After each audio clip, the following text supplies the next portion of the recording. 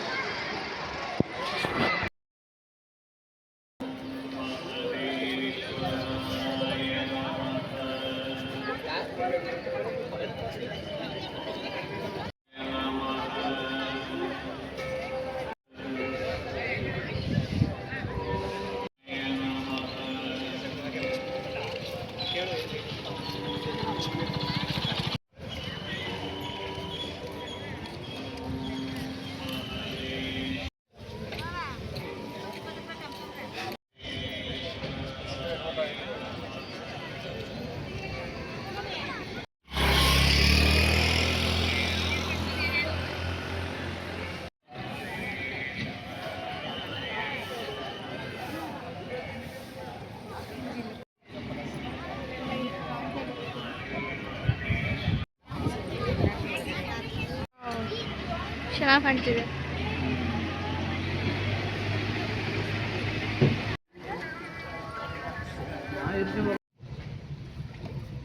Organic falls ಹೋಗುತ್ತಿದ್ದು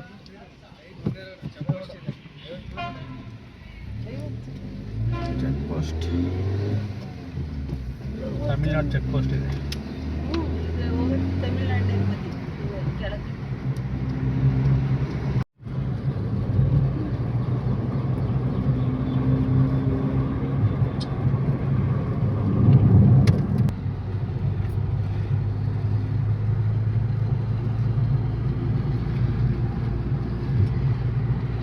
ಅಲ್ಲಿಂದ ನಾವು next ಹೋಗಿದ್ದು ಹೊಂಗೇನಕಲ್ ಫಾಲ್ಸು ತುಂಬ ಚೆನ್ನಾಗಿದೆ.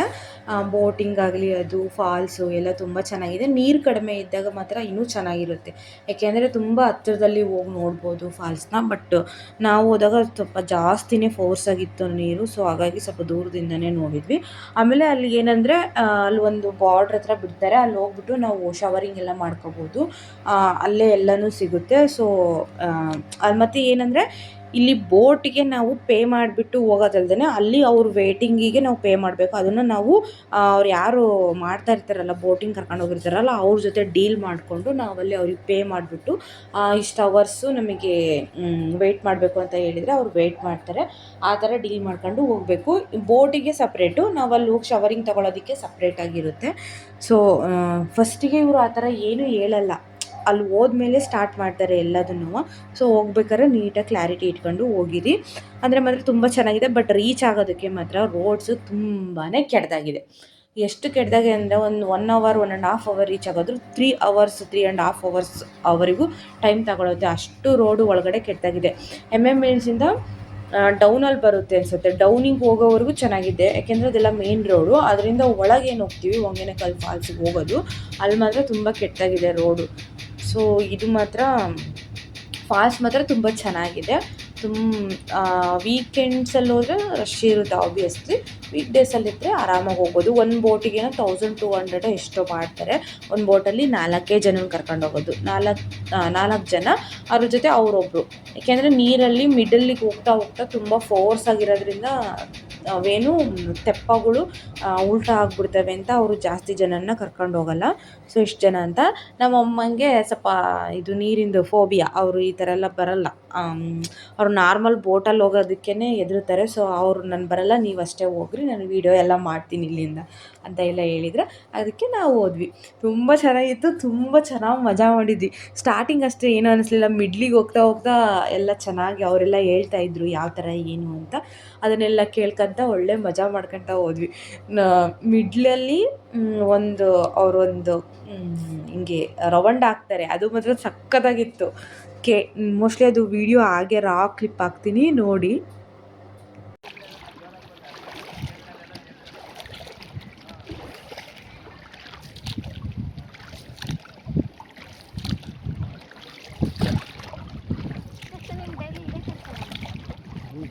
ಇಲ್ಲ ಇವತ್ತು ನಾಳೆ ಬರೋದು.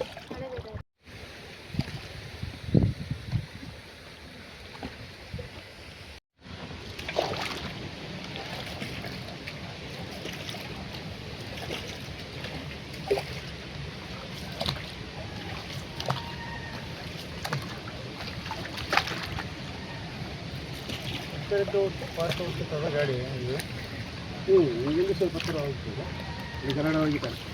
ಅಲ್ಲ, ಈ ಕಡೆ ಹೋಗ್ತಾ ನೀವು ಫಾಸ್ಟ್ ಹೋಗ್ತದ, ನೀರು ಹರಿಬೇಕಲ್ಲ.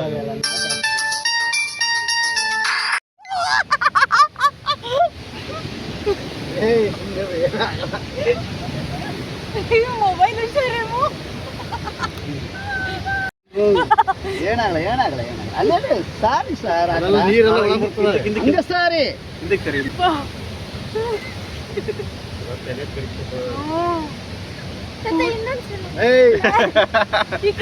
ಒನ್ ಮೋಟೆ ಮಾಡ್ತಾರೆ ಮಾಡೋಣ.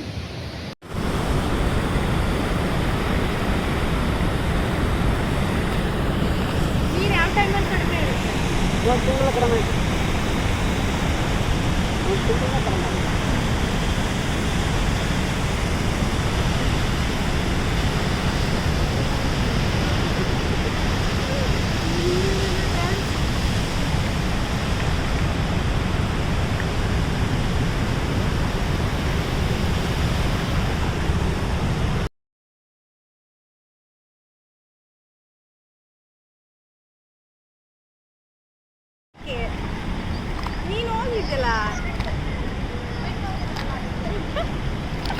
ನೀನು ಇದ್ದಿದ್ರೆ ಕರ್ಕೊಂಡು ಬರ್ತಿದ್ವಿ. ನೀನು ಊರಿಗೆ ಹೋಗ್ತಿದ್ದಲ್ಲಮ್ಮ, ಅಲ್ಲಿ ನೋಡು ತಪ್ಪನ.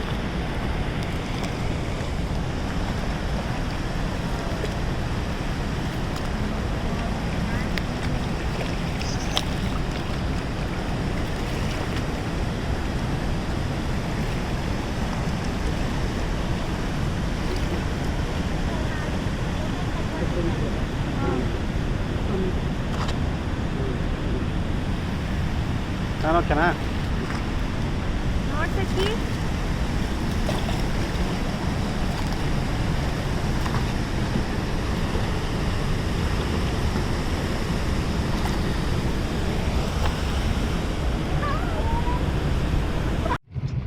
ಈ ಸಂಗಮ ಬೇಡಪ್ಪ. ಅಲ್ಲಿ ಇಲ್ಲ ಅಂದ್ರೆ ಎಡ್ಮುರಿ ಬಲ್ಮುರಿ ಹೋಗ್ಬೇಕು, ಆ ಕಡೆಗೆ ಹೋಗ್ಬೇಕು.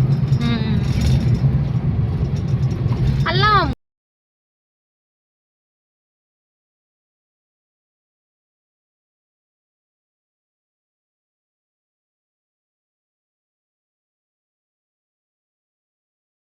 ನೆಕ್ಸ್ಟು ಬೆಂಗಳೂರಿಗೆ ಹೊರಟ್ವಿ. ಆನ್ ದ ವೇ ಬರ್ತಾ ನಾವು ತಮಿಳ್ನಾಡು ಮೇಲೆ ಬಂದಿದ್ದು. ಸೊ ಹಾಗಾಗಿ ಇದು ಮೆಟ್ಟೂರು ಡ್ಯಾಮು, ಮೆಟ್ಟೂರು ಅನಿಸುತ್ತೆ, ಮೆಟ್ಟೂರು ಡ್ಯಾಮ್ ಅಂತ. ಇದು ಆನ್ ದ ವೇ ಸಿಗುತ್ತೆ ನಮಗಲ್ಲಿ. ಸೊ ಅದನ್ನು ಕೂಡ ನೋಡ್ಕೊಂಡು ಬಂದ್ವಿ.